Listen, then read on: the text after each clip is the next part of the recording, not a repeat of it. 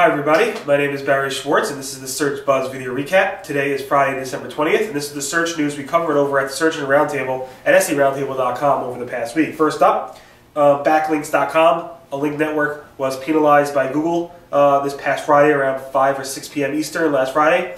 And Google's Matt Cutts went ahead and tweeted basically a line from their marketing material saying that's not true.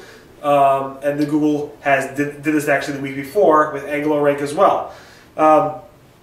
Google has gone after link network after link network after link network, specifically in a manual way. What I believe they do is specifically they have Googlers participate or pretend to participate in these link networks, get as many links as possible, run them through different tools to analyze those link structures, see if there's any type of pattern, and then go ahead and penalize the whole entire link infrastructure.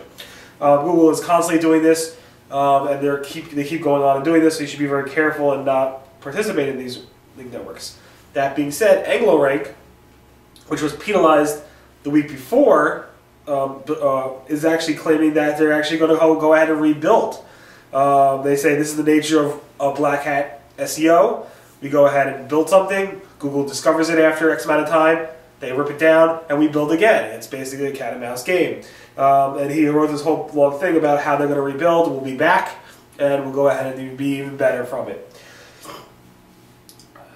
But it's not all bad. Google's not only doing things in a negative way.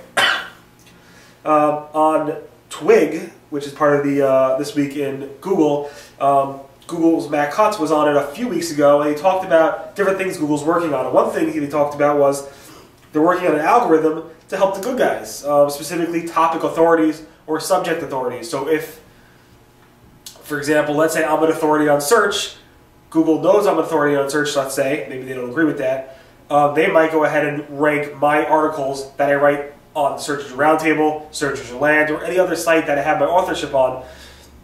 When I write about the topic of search, they might rank that higher than somebody else's who's not necessarily an authority.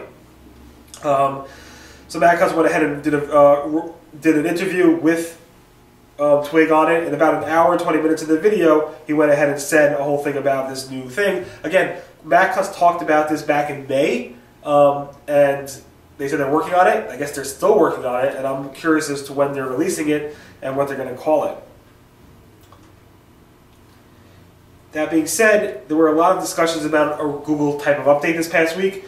On December 17th specifically, a lot of the search tools, Mozcast, Alguru, I don't pronounce that, SERPmetrics, and SERPs.com have tools to track the fluctuations in the search results in Google.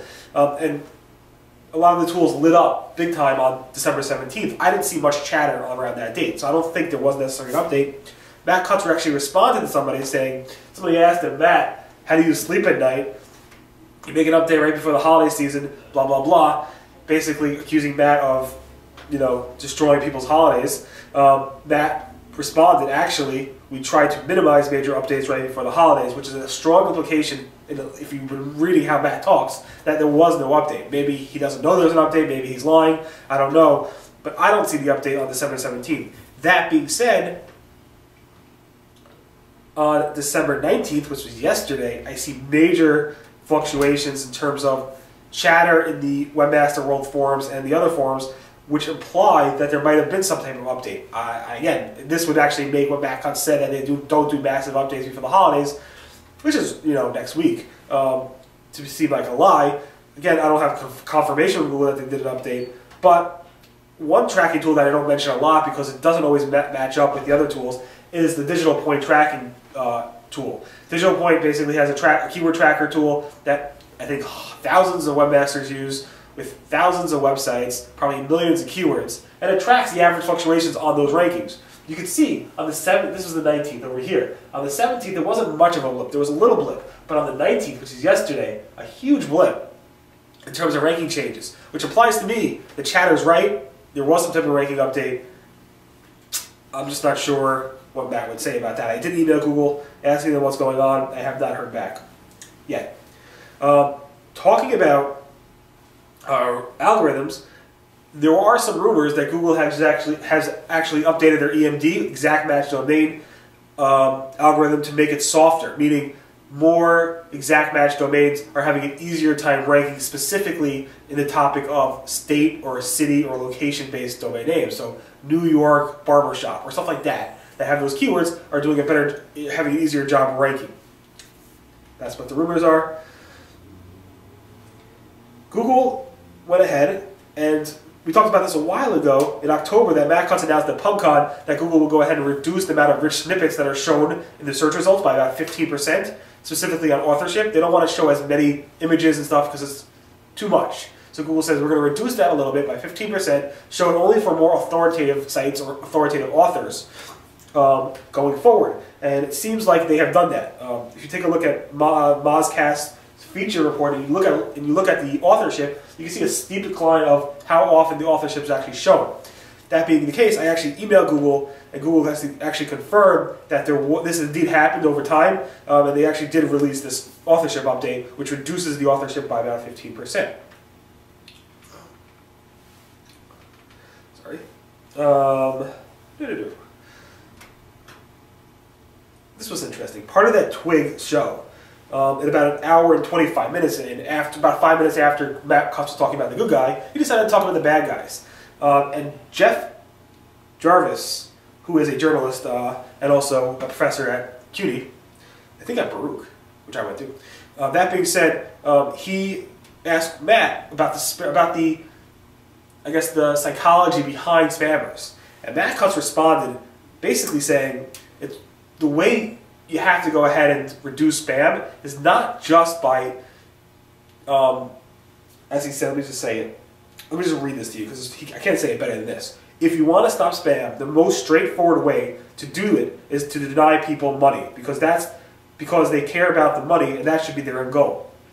But if you really want to stop spam, it is a little mean, he said, to say it this way, but you want to do is to actually sort of break their spirits. There are a lot of Google algorithms specifically designed to frustrate spammers. Some of the things we do is give people a hint that their site's going to drop, and then a week or two later, their site actually does drop. So they get a little bit more frustrated over time. So hopefully, and we've seen this happen, people step away from the dark side and say, you know what, that was so much pain and so much anguish and frustration, let's just stay on the high road from now. Basically, Matt Cutts is saying, it's not just about denying the spammers money, it's about breaking their spirits. And the way to break their spirits is to frustrate them so much that they don't want to spam in the future. You want to definitely take a look at that video. Again, that's on seroundtable.com. Google has improved their URL removal tool. Now it's actually a smarter wizard. So now it actually looks at, if you plug in a URL, it looks to see if that URL is live. And then if it is live, and then if it's not live, it'll let you go ahead and issue the removal. If it isn't live, and live could be 404, and not dead could be 404 or whatever, even soft 404s could be applied, not always. Or if the content is different from the cache. So if you want to remove a snippet of content, your name comes up for a site that you don't want it to come up for, the webmaster removed it from the site, but it's still showing in the Google cache, you can actually issue a request to have that content removed in that case. So it's a much more improved Google URL removal tool.